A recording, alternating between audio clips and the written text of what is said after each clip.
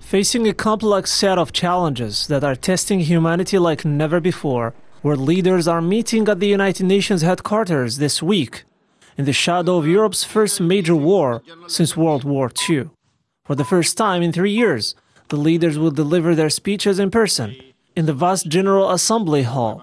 There will be no more pre-recorded speeches due to COVID-19 or hybrid meetings, with the exception of Ukrainian President Volodymyr Zelensky.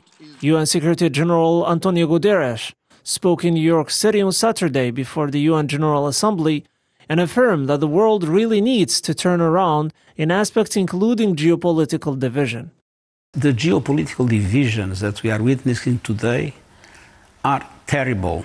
Now we have a war between one superpower and Ukraine, that is also a modern country.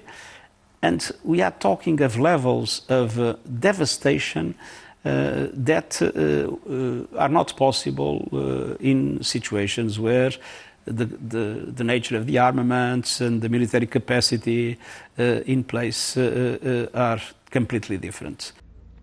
At this year's meeting, world leaders would confront not only a world economy still recovering from COVID-19, but the largest war in Europe in decades, and its effect on the world food supply and climate change.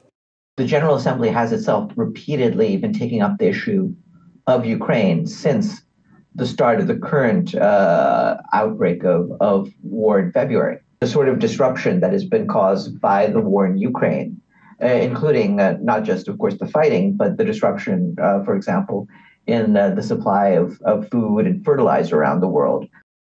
Beyond the long list of global emergencies to tackle, reforming the Security Council, the UN's main tool for tackling challenges to global peace that has become increasingly paralyzed, will also be high on the agenda. Efforts to reform the Security Council have tried and failed over the years and would require that General Assembly adopts a resolution on reform by a 2/3 majority and an amendment of the UN Charter, a daunting task for countries to take on.